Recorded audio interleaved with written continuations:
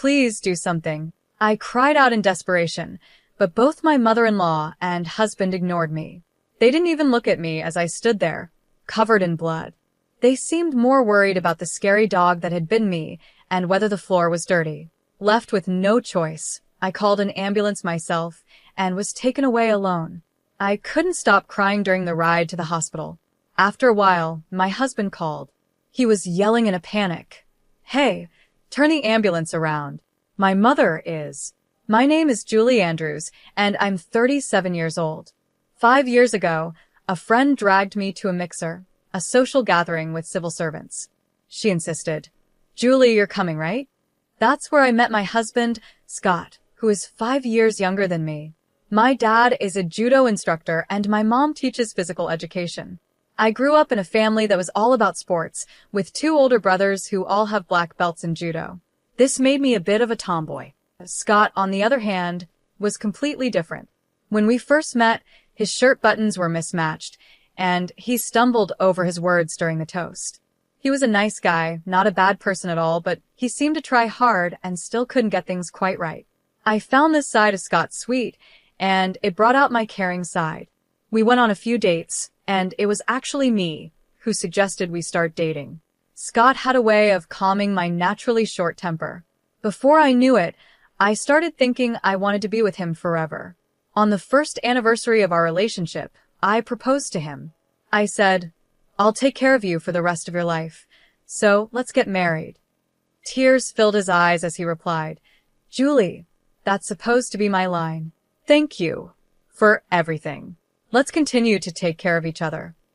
And that's how we decided to get married. When Scott first met my parents, he was completely nervous around my strict father and 2 brothers. My mom tried to calm him down, saying, "There's no need to be scared, you know." But Scott replied loudly, "Yes," and his voice cracked, which made the whole family laugh. My father, though strict, said, "He seems a bit unsure of himself, but I can tell he put a lot of thought into the gifts he brought. And it's clear he really loves Julie, which makes me happy." After meeting my family, it was time to meet Scott's family. He told me that his father had passed away from cancer 3 years ago. His parents had struggled with infertility, and after 6 years of trying, they finally had Scott. Normally, I wasn't the type to get nervous, but that day I felt really anxious about meeting his mother. I don't usually get nervous, but on this day, I was very anxious about meeting my mother-in-law. I couldn't stop worrying. What if she doesn't like me? What if I mess up when I greet her? What if she has an issue with our age difference? Just then, Scott, who usually isn't the most reassuring, said, "Don't worry, my mom is really kind.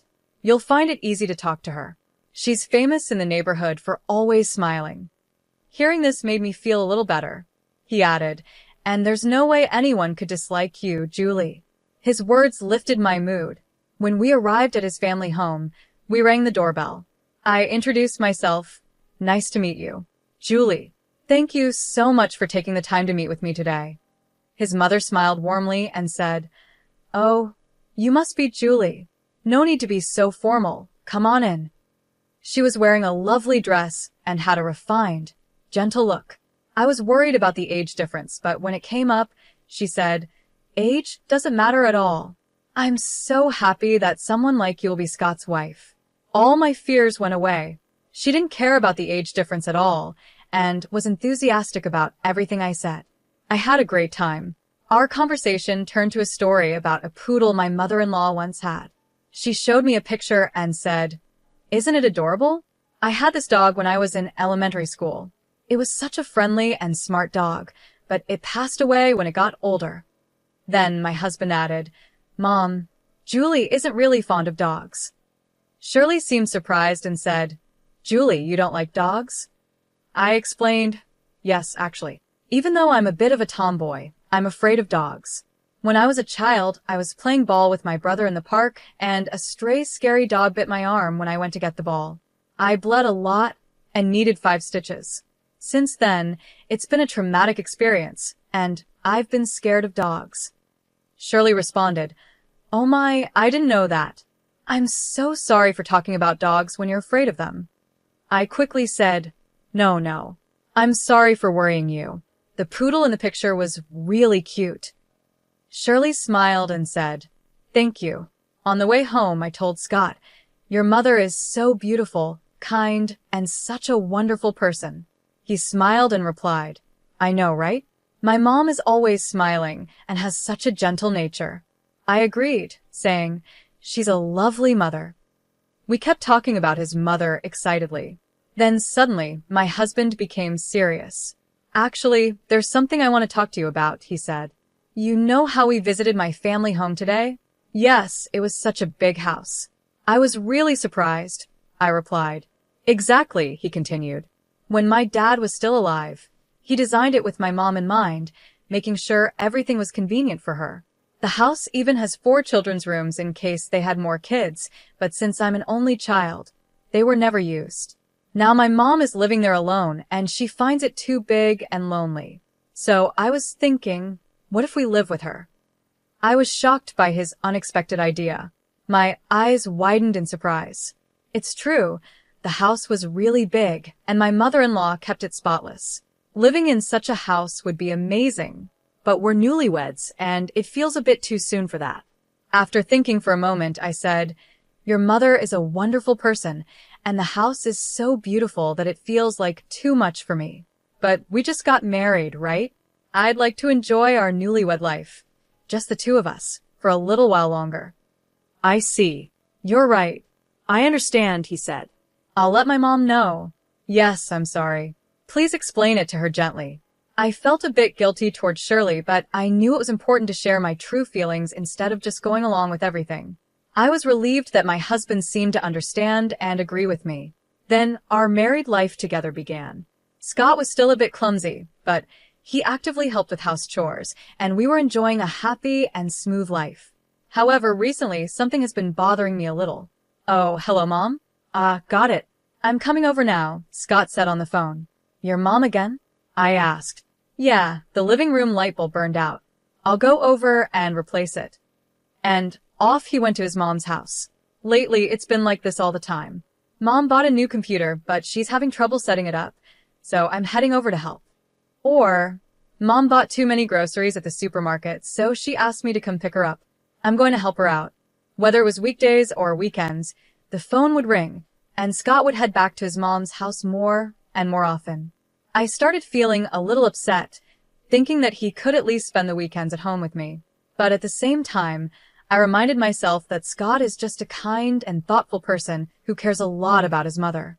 A month had passed since we got married, and just like when we were dating, we hadn't had any major arguments, and things were going smoothly. Today was Shirley's birthday. My husband and I had picked out a present and a cake for her, and we went to his parents' house. As soon as we walked in, a scary dog suddenly jumped out. "What?" I said, my eyes widening in surprise. There hadn't been a dog when we came for the wedding visit. Since I'm afraid of dogs, I quickly hid behind my husband. Shirley came out of the living room and said, "Oh, welcome, Mom. Where did this scary dog come from?" Scott asked.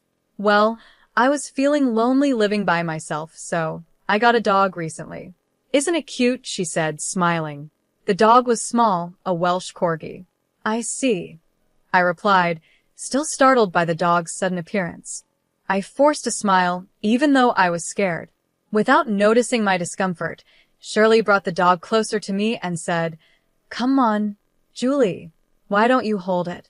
I took a step back and said, I mentioned this when we came for the wedding visit, but I was bitten by a dog when I was younger, and I've been afraid of dogs ever since." I politely declined to hold the dog. "Oh, did you say that?" "I didn't know," she said, pretending not to remember. "But it's so cute. What a strange person you are." I noticed a slight smirk on her face, and for the first time, I wondered if Shirley was being sarcastic. After that day, whenever Scott said, "Mom wants to see you," or "Let's go visit my mom," I started declining.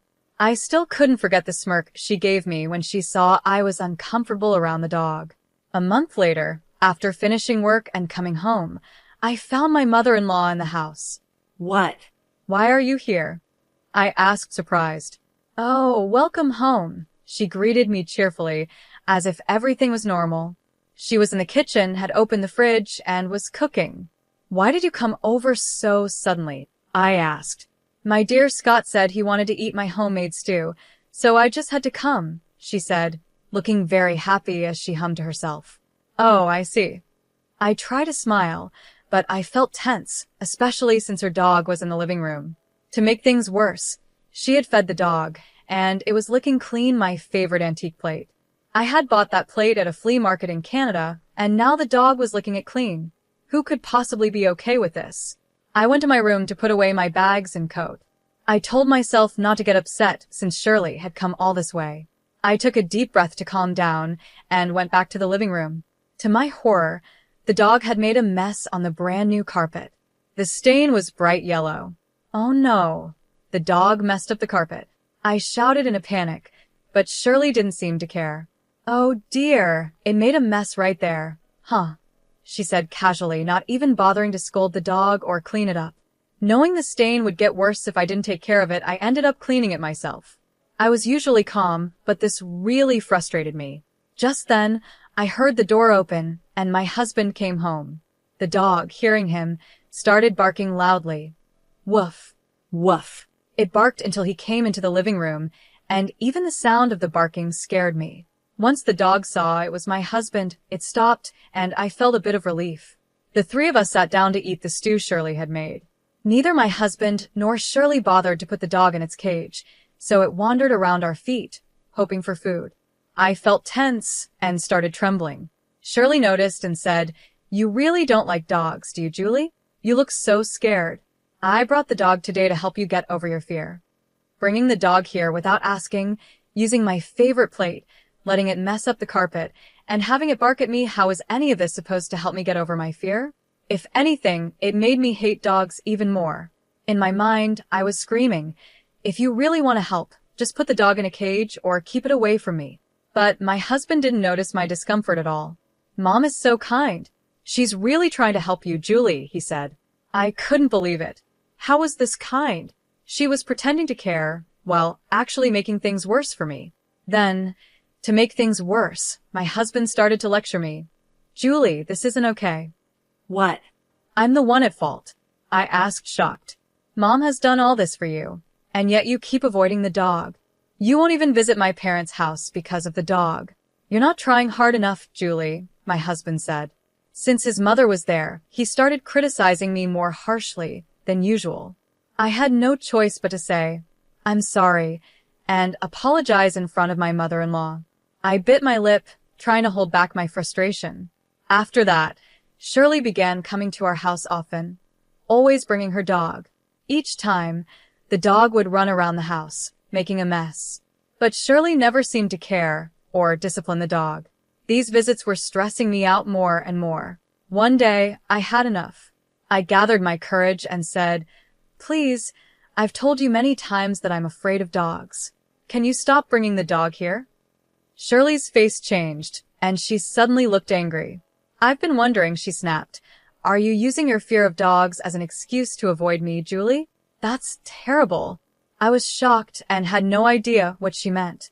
But what surprised me even more was that my husband agreed with her. "Julie, that's too much. My mom has been thinking of you, and you've been avoiding her. That's really rude. Apologize to her." "Scott, Shirley, you both know I'm afraid of dogs, right? But you keep bringing the dog, and every time it makes a mess, I'm the one who has to clean it up. This is too much," I said, frustrated. Shirley frowned and said, "At least let me enjoy my time with the dog. You're too old to have kids anyway, so what's the harm?" I was stunned. "Is that what you really think?" I asked. "Isn't it true? You're already 37, and it's getting harder to have a baby at your age. But my son is only 32. He has his whole future ahead of him, but now he's stuck with an older, arrogant wife," she muttered. This was the same woman who once told me age didn't matter. Hearing her true feelings shocked me. I couldn't bear to have her around any longer, so I said, "Please, don't come here again." My eyes filled with tears, and maybe because of that, Shirley got even more upset. "How dare you? You really are an arrogant wife," she shouted before storming out with her dog. From that day on, I started feeling more and more resentment toward both my husband and Shirley. Ever since my husband defended her and blamed me, things between us had been tense, and we barely spoke to each other anymore. 2 weekends, my husband came to me with a serious look on his face. "Julie, I'm sorry," he began. "I was wrong too. I should have thought more about your feelings," Scott said. I felt relieved, thinking he finally understood how I felt. But then he added, "Let's go apologize to Mom now." "What? Why should we do that?" Was I wrong that day? I asked, confused. "It's not about being right or wrong. Don't make Mom angry. "Just apologize, please," he said. In the end, my husband didn't understand anything. He didn't care about my feelings at all. He took me to his parents' house against my will. When we got there, Shirley was waiting for me, hands on her hips. Shirley, I'm sorry about the other day," I said, as my husband had told me to, just to calm her down. But then she said, "I'll forgive you if you hold the dog." That was it. I realized I couldn't reason with her. I had apologized, even though I wasn't wrong, and I had tried to meet her halfway many times. And this was her response? As I've said before, I can't do that, I replied firmly, keeping my cool. Shirley got angry and forcefully pushed the dog toward me. "Ah!" I cried out and instinctively pushed the dog away. But my scream startled the dog, and it bit my hand. It hurt so much, and my hand was quickly covered in blood. "Please do something," I begged my husband and Shirley. But Shirley just said, "Well, anyone would be scared by such a loud noise." Poor thing, focusing only on the dog. To my shock, my husband was more concerned about whether the floor was dirty. Neither of them cared about me. I felt disgusted. Meanwhile, my hand kept bleeding, and I had to shoo the dog away myself. I decided to call an ambulance. When the ambulance arrived, Shirley scoffed, "Oh, come on. You're being so dramatic over a dog bite," looking at me with a mocking expression. My husband, even as the ambulance showed up, didn't change. He was still checking the floor. Ignoring both of them, I got into the ambulance, pressing my bleeding hand. I was filled with anger, pain, and sadness. I couldn't stop crying as I sat alone in the ambulance. For some reason, my husband called me while I was being taken to the hospital. I thought maybe he was finally worried about me, so I answered the phone. But instead, he said, "Mom got bitten by the dog. You're still nearby, right? Tell the driver to come back to our house." Hearing those words, I felt my feelings for my husband start to disappear. I didn't care anymore what happened to him or his mother. Let them deal with it on their own. I quietly hung up the phone. When I got to the hospital and the doctor checked my wound, he said it was deeper than expected and I would need to stay in the hospital. Since I wasn't ready for this, I called my parents and asked them to bring some things for me. After a while, my parents arrived. "Julie, are you okay?" they asked, their faces full of worry as they looked at me lying in bed. "I'm sorry for making you worry. It still hurts a little, but I'm okay for now," I replied. "I see. When we heard you were taken to the hospital, we were really worried." "What happened?" they asked. I told them everything about how my mother-in-law and husband had acted. My mom hugged me and said, "You did well." I had been feeling so alone, but just being able to talk to them made me feel better. However, my dad was furious after hearing the story. "I will never forgive them," he said angrily. He looked like he was about to explode with rage. The next day, my husband called. Scott was also furious. "What the hell is going on? The police just showed up at our house, and now my mom is being questioned." "I don't know. Maybe the hospital reported it. They asked me how I got hurt, so I told them it was your mom's dog that bit me." "What? What if my mom gets arrested? This is your fault for being careless in the first place." "Yeah, I figured you'd blame me," I said, "but I don't care anymore. Actually, there's something I've been meaning to tell you. Let's get a divorce." "What?" "We've only been married for 4 months. Getting divorced so soon? Everyone at work and our family will laugh at us. It's embarrassing." "I'm not divorcing you," he said angrily and hung up the phone. 2 weeks later, I was discharged from the hospital. My parents came to pick me up, and I decided to go back to their house with them. After that, I talked to a lawyer about the divorce and asking for alimony from my husband since there was no way to reason with him. Even though my husband kept calling me, I ignored all his calls. Eventually, after missing another call, I got a text message from him saying, "I'm at the cafe near your parents' house. You better come." If he really wanted to talk, he could have come to the house, but he didn't. It was clear he didn't want to face my parents. With no other choice, I went to the cafe. The first thing my husband said was, "I'm not getting a divorce. I don't care what you want. I am getting a divorce. There's no way I want to stay with you or your mother after everything that's happened." I replied, "Don't speak badly of my mother. This is your fault. You avoided my mom because you said you were afraid of dogs, and the dog bit you because you screamed," he said, continuing to lecture me. Just then, my father and 2 brothers arrived at the cafe. Before coming, I had told my father about the message from my husband, and he had called my brothers to come along. Surrounded by 3 large men who practiced judo, Scott's voice shook as he said, "Oh, father-in-law, brothers-in-law." The way he cowered was almost funny. My father spoke up. "How dare you hurt my daughter? Our sister wants a divorce. You're going to give it to her, right?" They all stared at him with intense eyes. Terrified, Scott stuttered, Yes." My father and brothers kept pushing him until he finally agreed to the divorce and to pay alimony. I handed him the divorce papers I had already prepared and said, "Sign these. We're getting divorced." Reluctantly, my husband signed the papers and I left the cafe. Thanks to the support of my father and brothers, I successfully divorced my husband and received alimony from him. My lawyer also demanded compensation for my former mother-in-law for my injuries, and I got alimony from her as well. Later, I heard that my ex-mother-in-law had been questioned by the police about the dog bite. She got a strict warning and had to give up the dog. Apparently, she spoiled the dog so much that it started thinking it was stronger than humans. After it bit me, it also bit her, and she ended up with a broken wrist. Now, she's living uncomfortably with limited use of her wrist.